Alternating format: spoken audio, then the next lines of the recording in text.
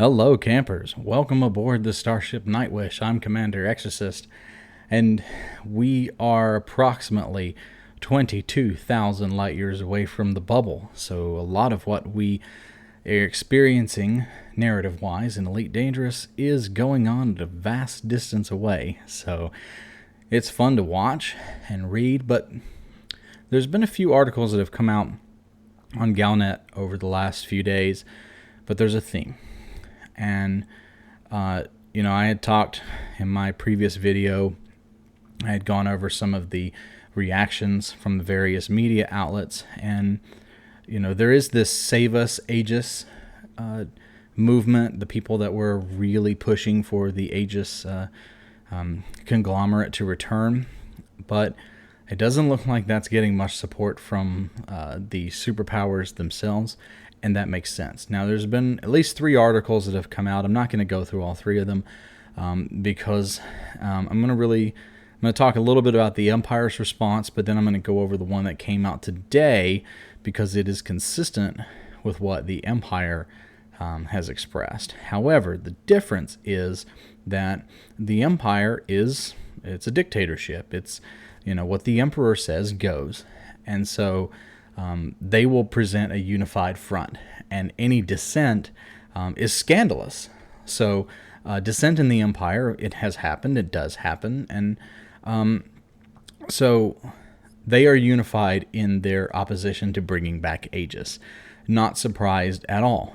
The reason that I'm not surprised is that with Aegis, you have kind of a third party. You have this fourth military organization. Third party military organization that's standing up, that's outside of the control of the superpowers. And so if there's an existential threat to the superpowers themselves, in this instance, they're going to want control over whatever happens. And so it makes more sense that a unified defense fleet is coming over Aegis. I may be wrong, but based on kind of understanding the politics and the dynamics of what's going on in the bubble, it seems more likely that each of the powers would want to contribute to something that they can hold on to.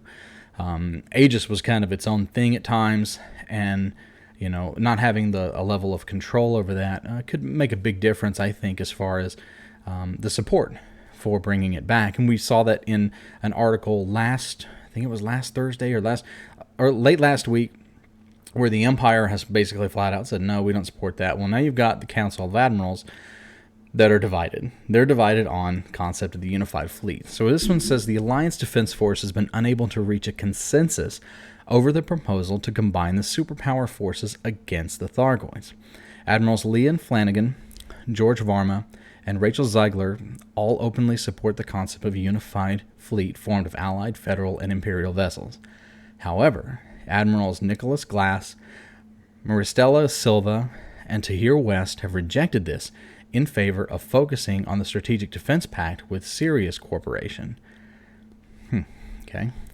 Fleet Admiral Haley Sorokin, this highest-ranking officer in the Alliance Defense Force, has yet to reveal her own view.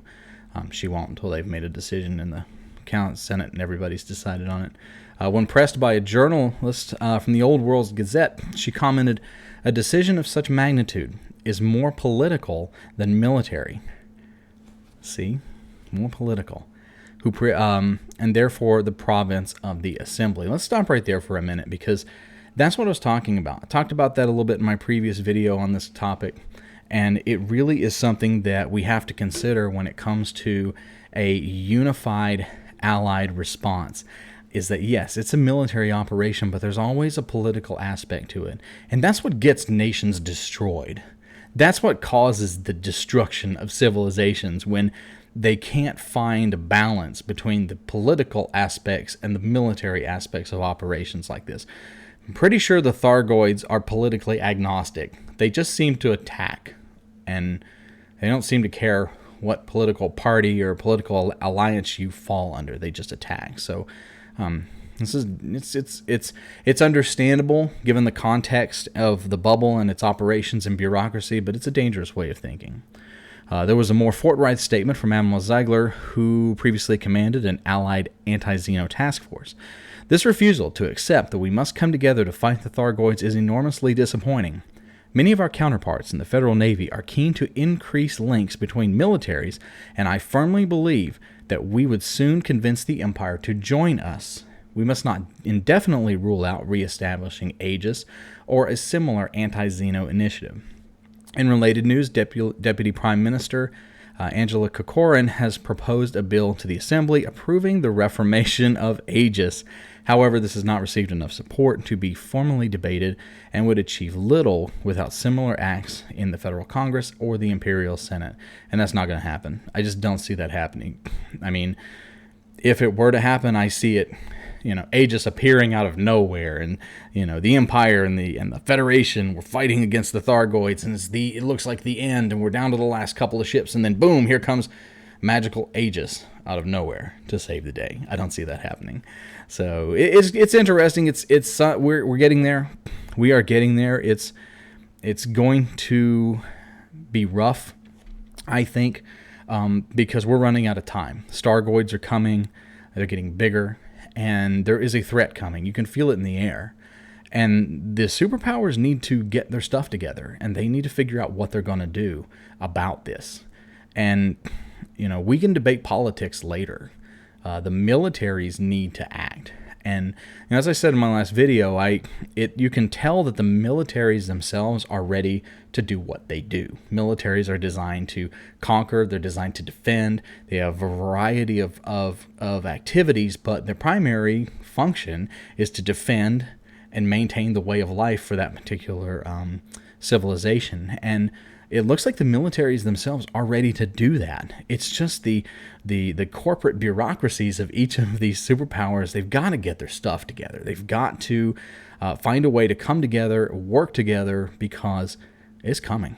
This is coming. And I have a feeling, and I hope I'm wrong, I have a feeling that at least one of the superpowers is going to get caught in a nasty surprise. I have a feeling that one of the superpowers is going to be devastated by whatever's coming. And it's going to just completely forever alter the balance of power in the bubble.